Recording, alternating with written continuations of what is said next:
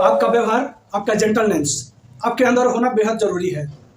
आप कभी भी आप मार्केट में जाते होंगे सामान खरीदने के लिए, आप जिस दुकान में जाते हैं सामान खरीदने के लिए, जिस शॉप में आप जाते हैं कुछ खरीदने के लिए, तो आप वहाँ से पैसा देते हैं, सामान लेते हैं, अपने घर आते हैं। कभी आप सोचे हैं, बहुत बार मन में आता है कि चलो आज यहाँ नहीं वहाँ से लेंगे, चलो आज यहाँ से नहीं खरीदेंगे उसी दुकान से खरीदेंगे। क्यों? कभी आपने गौर किया है? नहीं।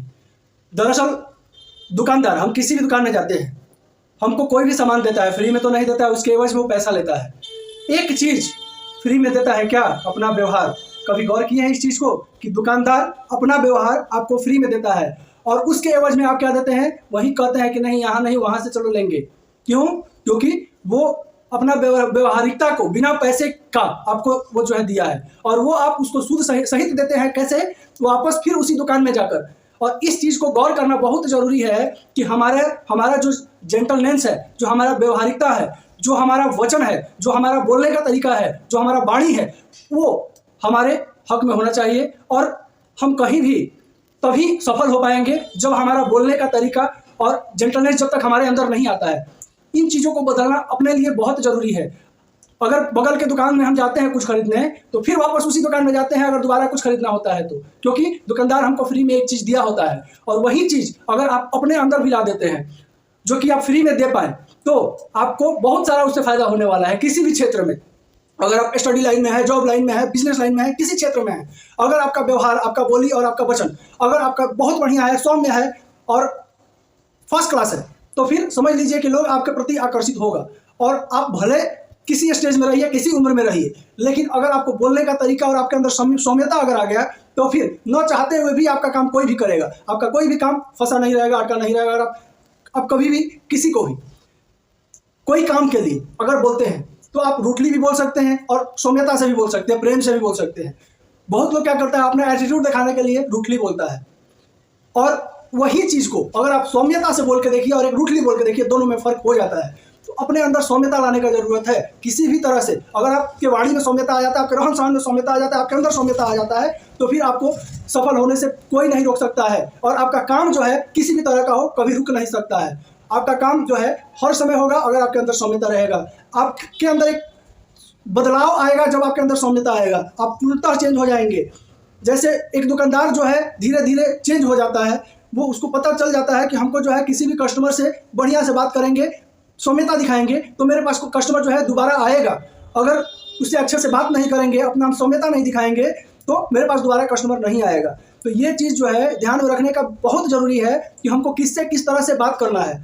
बात करने का तरीका आपको आना चाहिए। और सबसे बड़ा चीज़ है, कोई भी तरीका आप कोई बुक से या किसी से नहीं सीख सकते हैं, वो खुद आपको सीखना पड़ेगा, अपने से खुद से सीखना पड़ेगा। बहुत सारा ऐसा चीज़ होता है जो कि नॉलेज कहीं बाहर नहीं मिलता है, खुद के अंदर रहता है। और जिस दिन खुद के अंदर का नॉलेज को अगर हम बाहर निकाल लेते हैं, उस दिन हमारे लिए बहुत फ़ायदेमंद होता है। हम अपने तजुर्बे से, अपने एक्सपीरियंस से जो सीख सकते हैं वो कहीं नहीं सीख सकते हैं। आप खुद देखिएगा, कहीं भी अगर आप कोई काम के लिए जा रहे हैं या कोई काम को कर रहे हैं, उस काम में अगर आपका लगन और सौम्यता और बोलने का तरीका अगर आपका सही है तो देखिए कि आपका काम डिस्टर्ब हो ही नहीं सकता है। बहुत बार ऐसा होता है कि हम ज़्यादा बोलते हैं। कहीं कहीं आपको सीखने के लिए, आपके अंदर सौम्यता लाने के लिए, जेंटलनेस लाने के लिए सबसे पहले चुप रहना सीखिए, लोगों का बातों को सुनना सीखिए। आप अगर सुनना सीख जाइएगा तो सौम्यता ऑटोमेटिक आपके अंदर आ जाएगा। जब आप सुनना सीखिएगा तो आपको जानकारी मिलेगा और जब आपको जानकारी, बहुत सारा जानकारी मिल जाएगा तो ऑटोमेटिक आप बोलना सीख जाइएगा। और तरीका आपको उसी से मिलेगा जब लोगों का सुनिएगा।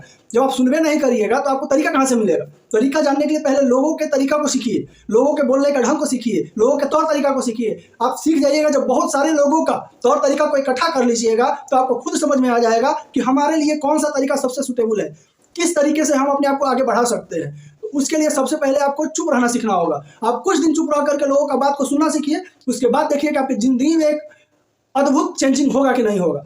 एकदम ही होगा और आप उस दिन से प्रमोट होने लगिएगा।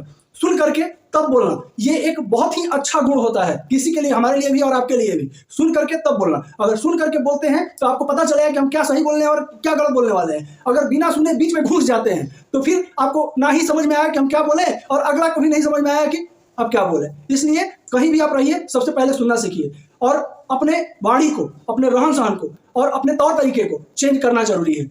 चेंज कर दीजिए, आपका लाइफ सक्सेस हो जाएगा, आपका काम में कोई बाधा नहीं होगा और आप जो काम को करिएगा अच्छे से होगा। तो सबसे पहले अपने तौर तरीके को बदलिए, तौर तरीका को बदलना बहुत जरूरी है।